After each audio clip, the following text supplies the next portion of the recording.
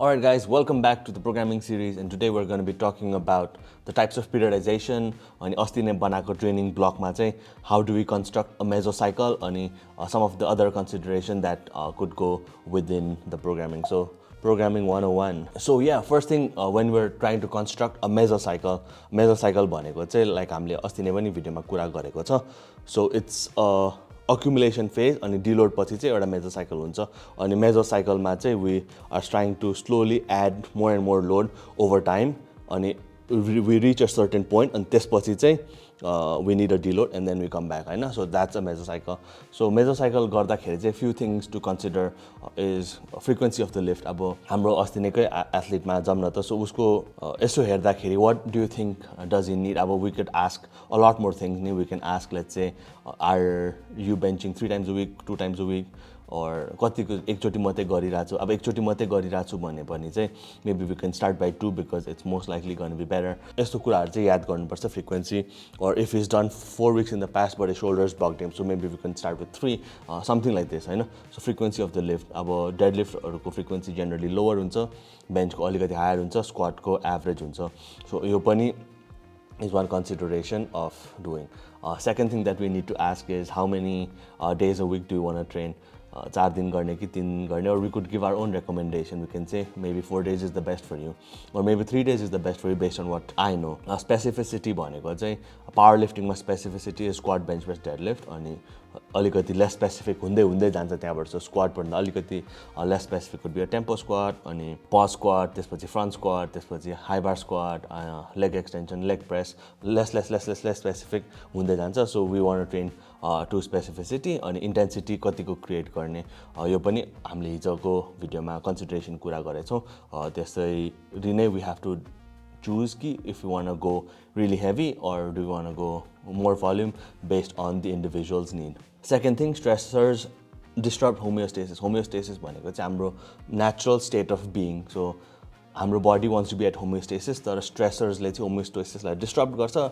Disrupt भइसकेपछि चाहिँ we adapt and then we get stronger नि त. So हाम्रो training is a stressor. So हामीले stress दियो अनि त्यसपछि once we adapt we become stronger. Stressors को पनि different levels of stressors हुन्छ अनि यसलाई चाहिँ stimulus, recovery, adaptation चाहिँ हामीले याद गर्नुपर्छ, especially when we're dealing with programming, because stimulus भनेको the stress that we're giving Hahn. So stress भइसकेपछि एउटा recovery curve हुन्छ नि त अनि त्यसपछि फेरि होमियोस्टेसिस आएपछि we're recovered भनेर हुन्छ अनि त्यसलाई हामीले अड्याप्ट गर्छ हैन. तर फेरि अब टु मच रेस्ट पायो भने त्यसपछि adaptation फेरि we goes back to the original state नि त. So यो SRA curve, stimulus, recovery, adaptation curve चाहिँ सबै different exercise को different हुन्छ. So I think deadlift is one of the most stressful recovery stand of point of view because the stressor is huge. It uses a lot of muscle. So maybe SRA curve could be 2 to 3 days, 4 days, maybe even like athletes like Hafthor or like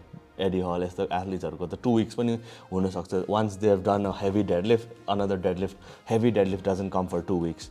तर अब maybe for us maybe 3 days, 1 week, maybe for me it's 1 week for really heavy deadlift, but then somebody lighter than me, weaker than me would be 2 days, 3 days.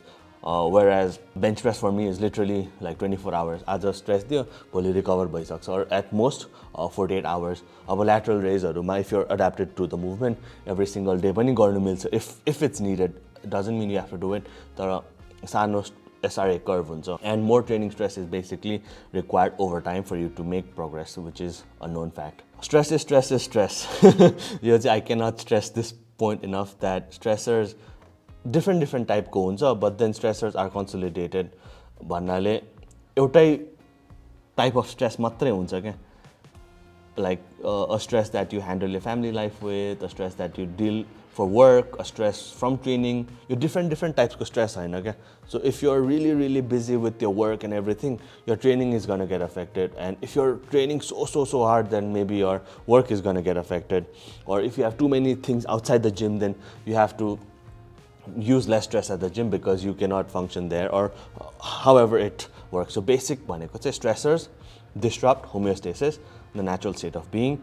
Once we adapt, we get stronger, we get better at our job, we get better at we get better at doing everything basically हैन जे पनि काम हामी गरिरहेको छ we keep getting better so यसलाई चाहिँ ट्रेनिङमा चाहिँ SRA curve भन्छ because सबै एक्सरसाइजको डिफरेन्ट SRA curve हुन्छ अनि यो पनि बिस्तारै ओभर टाइम एथलीट अनुसार डिफरेन्ट हुन्छ like I said a taller guy could suffer from more SRA curve than a shorter guy and yeah त्यस्तै नै हो.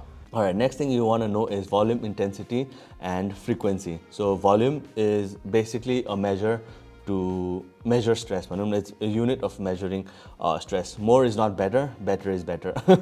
I'll explain in a bit because just because you do a lot more work doesn't mean you're for sure going to be better. It's not a contest of who does the most work. At the end of the day, we want to bring the best package for our competition. Maybe it could be powerlifting or it could be bodybuilding. So more isn't better, but this also doesn't mean that you are gonna get results by working less.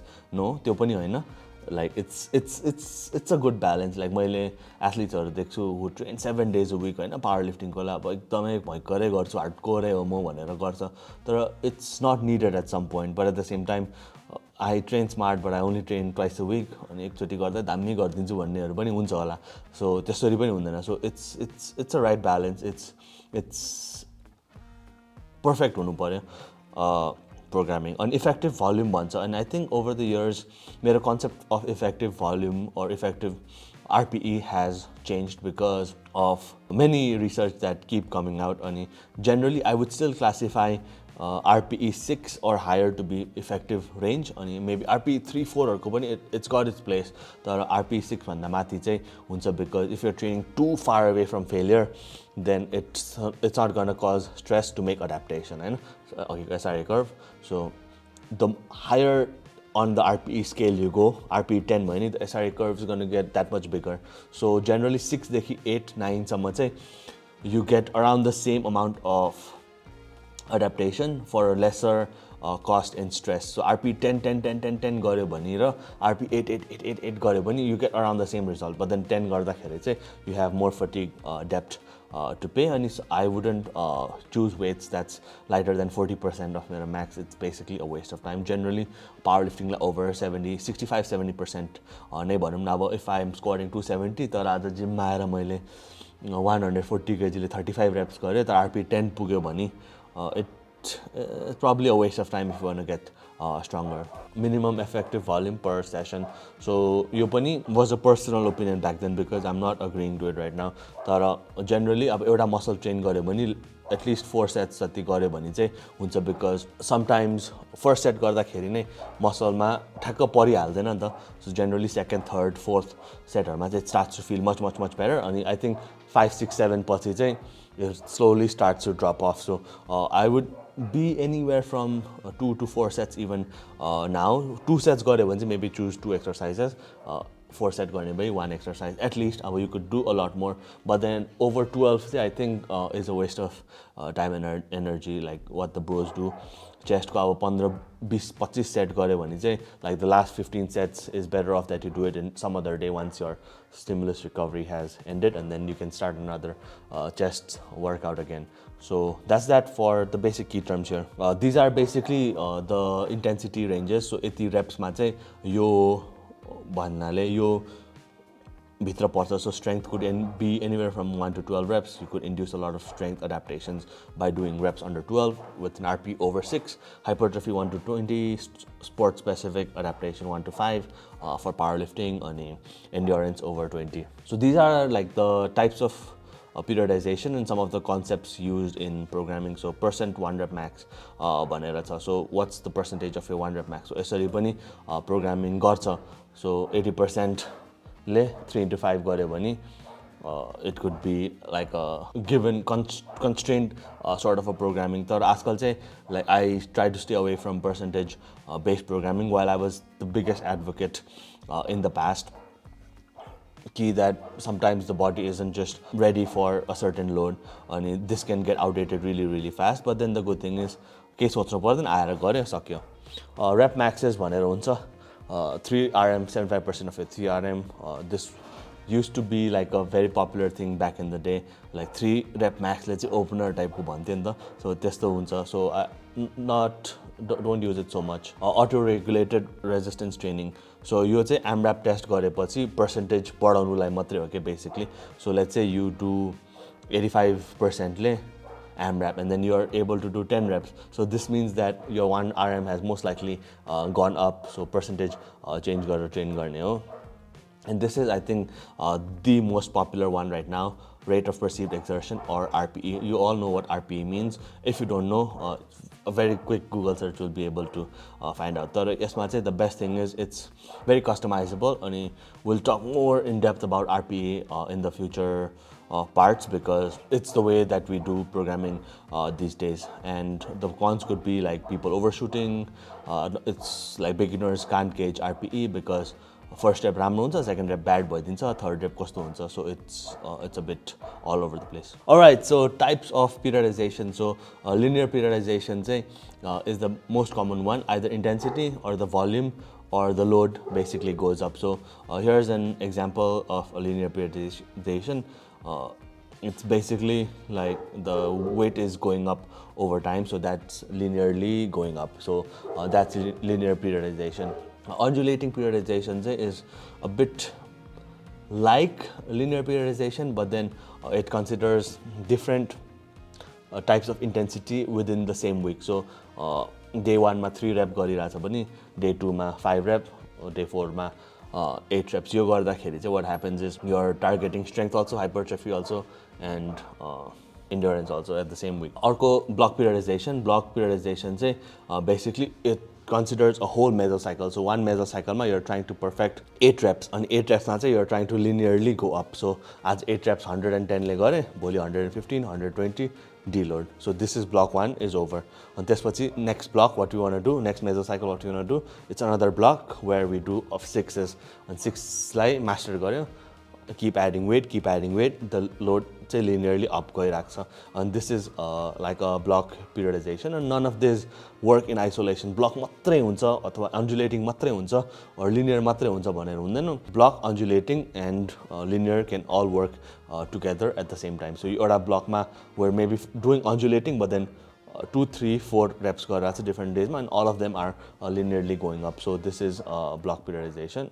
Progression I think is important, because like कसरी चाहिँ update गर्ने load. So it could be single progression, double progression, triple progression, depending on the athlete. So single progression, either weight, intensity, or volume goes up.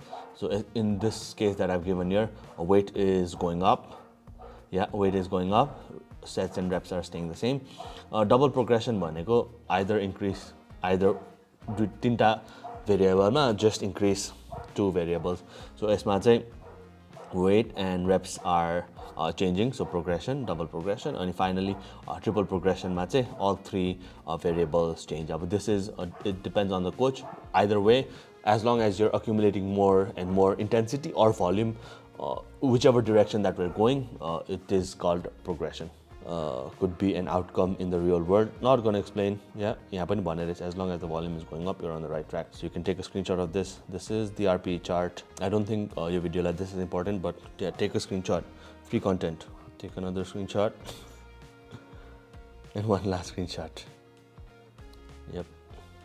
So yeah, I think your video like this is going to be it. We've basically talked about the types of programming and some considerations, and I've also forgotten but basically the tools, the basic tools, basic tools to write a simple training program. So our next video what we're going to do is annual plan we're going to put these concepts and then write a very simple program, and then त्यो video again we'll talk about microcycle development as well. अनि यो भएको कुराहरुले चाहिँ I think it's going to help, like frequency कसरी choose गरे त हामीले intensity कसरी choose गरे, यस्तो कुराहरु चाहिँ we'll talk more about it in the next video. So yeah, I hope you guys liked it, and we're posting this video out really fast so that we can help you understand better about programming. But yeah, make sure that you like this video, subscribe to this channel, and if, like always, if you want coaching from either one of our coaches, the links are in the description down below. Don't forget to check out our templates as well, and I will see you in the next one. Be strong until then.